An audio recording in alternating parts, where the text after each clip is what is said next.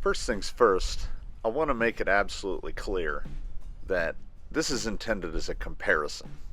This is not a competition. I mean, I included the versus in there. Vanquish VS4-10 Phoenix versus the Tranquish VRX410. Just because it seemed like the appropriate thing to do. But this is not a competition. That said, let's get on to the tail of the tape to see why this is more of a comparison than a competition. Sitting on the scale, the VS4-10 Phoenix, 7 pounds 11 ounces and change. The tongue-in-cheekily named Tranquish on the scale at 7 pounds 3 ounces, which means that these two are not lightweights. What these are beefy boys. And holding these beefy boys up off the ground are 80mm incision SC8Es on the Vanquish Phoenix and Yeah Racing Desert Lizards in the 90mm flavor on the Tranquish. The boys get their rubber from the same shop, JConcepts Tusks on the Phoenix and JConcepts Landmines on the Tranquish. The similarities between the two do not end at having the same manufacturer for the tires. They're both loaded down with JX4409 MG servos. There's 2 in the Phoenix and 3 in the Tranquish. They both feature Castle Creations Copperhead 10 speed controls, and they are both running on Ovonic 4S 1300 milliamp little wee tiny battery packs. And in the category of more the same than different, with a final drive ratio of 57-1 roughly in the Vanquish and 94.5-1 in the Tranquish, the Phoenix is using a Castle Slate 1900 kV, and the Tranquish is fitted with a Castle Slate 2850 kV. There is the tiniest difference in servos between the two. The Vanquish Phoenix is fitted with the almost lyrically named AGFRC A86 BUMW, rated for 0.1 seconds at 60 degrees and 917 ounce-inches of torque, running directly off of 4S 16.8 volts. The Tranquish, meanwhile, is running on the budget offering from NSDRC, the RS500B, which is rated at 0.09 seconds at 60 degrees and 520 ounces at 16.8 volts. And it is a servo that, if you are running high voltage, I do not hesitate to recommend. It's $60 and it's fantastic. So now that I've given a little breakdown of who's got what, let's take them out and put them on the rocks. They'll go through some of the usual stuff, some a little more difficult. This breaching line into Dry Bone Valley is particularly difficult for some because that is sort of just a sheer face, 3-4 inches high. Both of these have really high clearance bumpers. The clearance is a little bit better on Argentum the Phoenix, but his tires are a little bit bigger than stock, so you get a little bit of popping from the rubbing. He manages it with no problem.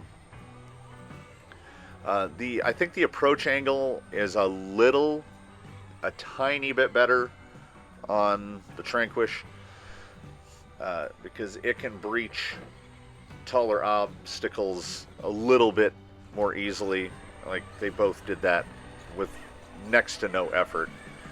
Here they are in overlay, showing the two rigs that are very similarly outfitted can do the same thing very similarly. Over to Daphne's line, which seems to almost change in difficulty from day to day. They're going to do this one as a loop around the top. That way there'll be some application of dig to get around that marker at the top. Argentum the Phoenix, as per usual, making it look very easy. The the real Achilles heel in its current configuration is that it's using a FlySky GT5 radio, which is I mean, as far as $65 radios go, I don't think you can do better. But the dig is a switch. Like, when you push the button on the handle, it turns it on, and you have to push it again to turn it off. The Tranquish, on the other hand, is running on my next cheapest radio, the Radio Link RS6, whatever the 6-channel Radio Link is. And its dig selector is momentary, so you have to hold it to engage dig. And this is what I generally prefer, because it makes applying dig, there's a lot more fidelity to it. It's much more fine-tuned. So this is a little easier with the Tranquish because I can manipulate the dig more easily. Has nothing to do with the setup or layout of the two rigs. Some slick rock loops. This is counterclockwise. This is what I would classify as the more difficult route because that lip right below the wood. There's the click, the Vanquish transmission click is almost unnerving because it genuinely comes and goes. No problem there. This is really more of a view of slick rock surface landmines versus Tusks. I think the Tusks manage it a little better. The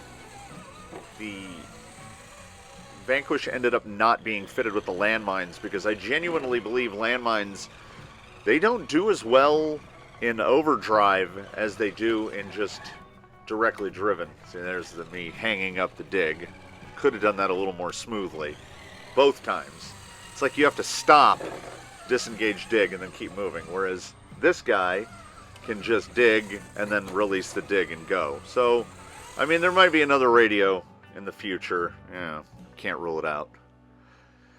Underloops at Deathside Hill. There's that big, like, knob. I think it was the concrete pour to put a post in the ground that I dug up somewhere, and I just plonked it in there. So in the underloops, we go under it and around the top. This is what I consider the easier route to pass. Again, I'm having a little difficulty there with the dig being on-off instead of momentary. And I keep saying I should cut those fenders, but I never do. So the Tranquish trying the same line. Now on this surface, I think the landmines, or it's either the landmines or it's the fact that there's no front overdrive at all. But holding that bottom line was easier in the Tranquish than it was in the Vanquish. And again, momentary dig, much easier to use a little bump to pop the front end around. And now we go Ova. This is more difficult because it puts the rig off camber, coming down right here. It's also very sharp.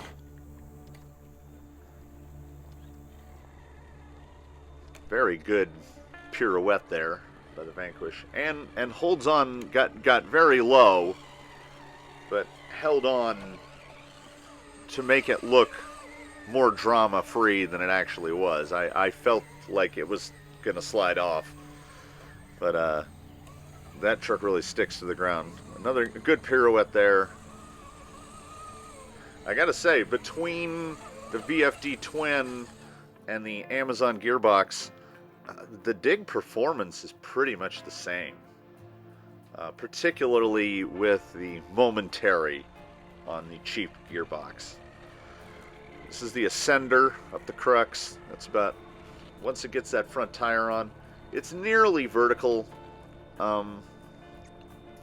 and because of the thickness of the slabs, it falls right in the middle of the wheelbase, so it doesn't matter who you are or what it is. The belly is going to hang right there, and then it's trying to find a hook on the top to get a tire into, like that.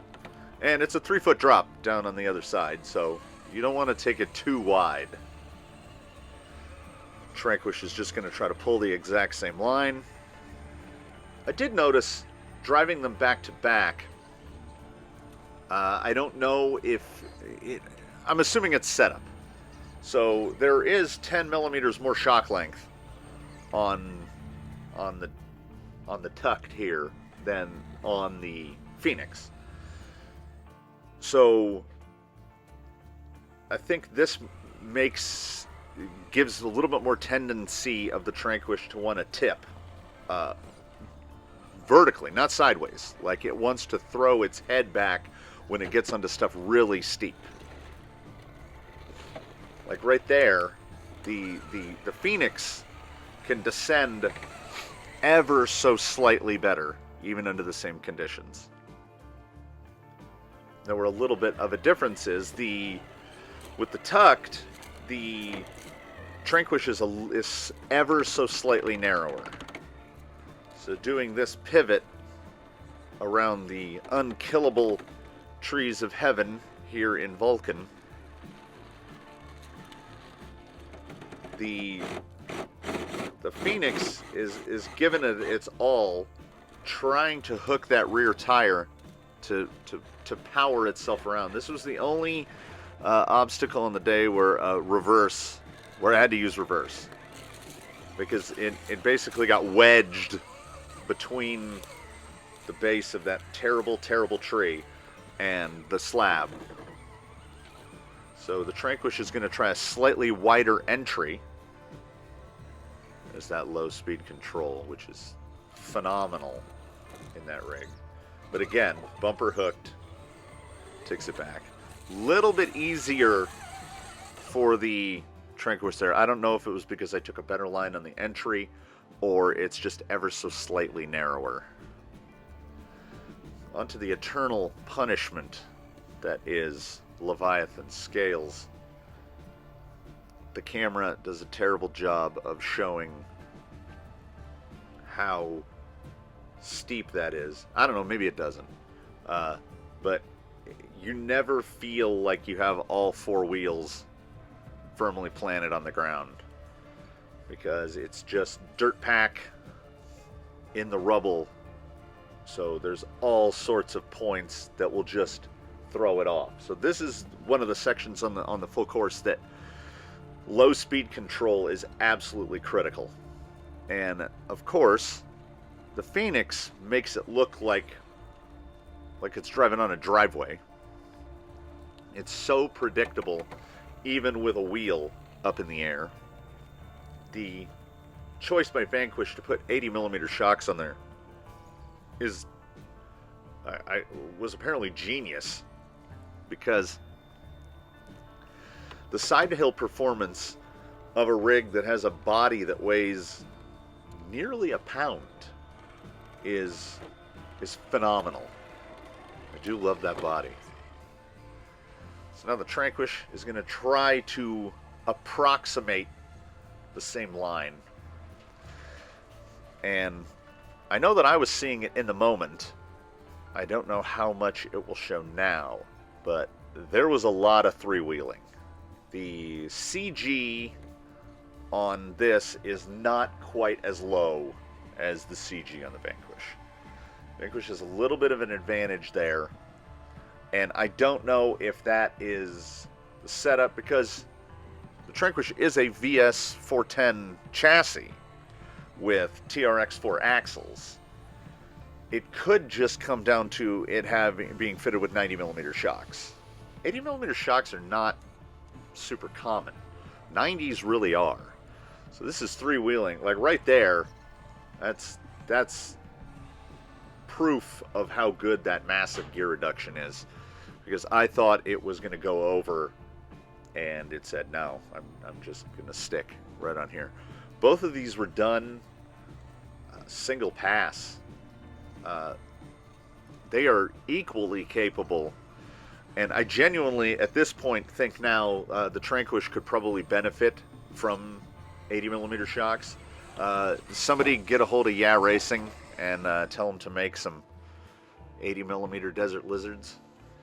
So there they sit, and they are both eminently capable. They are remarkably fun to wheel. I then strapped them together and didn't tug a war, but just dead weight pull. Kind of an indication of the 57. This is 57 versus 95. So the Vanquish really has to get some oomph going to get the Tranquish to move. Despite it being the lighter rig, and you could really see the tires bunching up in the bead lock on the Phoenix. So we just reset them and we hand it off to the Tranquish so it can take its shot at dragging his bro. And I mean, and it's a little bit tire, but that is a heavier rig, and he got into some sand over there. But look at the tires on the back of the Phoenix. They're just smushing. And I tried pulling forward in the extraction pose, and it's a little easier. The Phoenix can really dig at it, and those rear tires, man, they are really doing the work. Then we are going to hand it off to the Tranquish to try the same exact type of pull. And despite those Tusks fighting as hard as they can, I mean, they are fighting that monumental gear reduction in there. It just equals more torque, really. So the Tranquish pulls the Vanquish away. So as I said from the beginning, not a competition, more of a comparison, because they're two rigs that share quite a lot of things in common, and they're so close to being equally capable. The edge, definitely still to the Phoenix. It's a lot better thought out than something that was built, cobbled together by a guy in a shed. So we'll give the Tranquish, the VRX410 Pro R Ultra, some time, and I think given a little bit of tuning and wheel time, I think it'll be on an almost even footing with the Phoenix. But we'll see. We'll see. Time will tell. So I hope you enjoyed. This one was pretty fun to make, going back and forth between the two. And I mean, there'll be more to come, as per usual. So thanks for watching.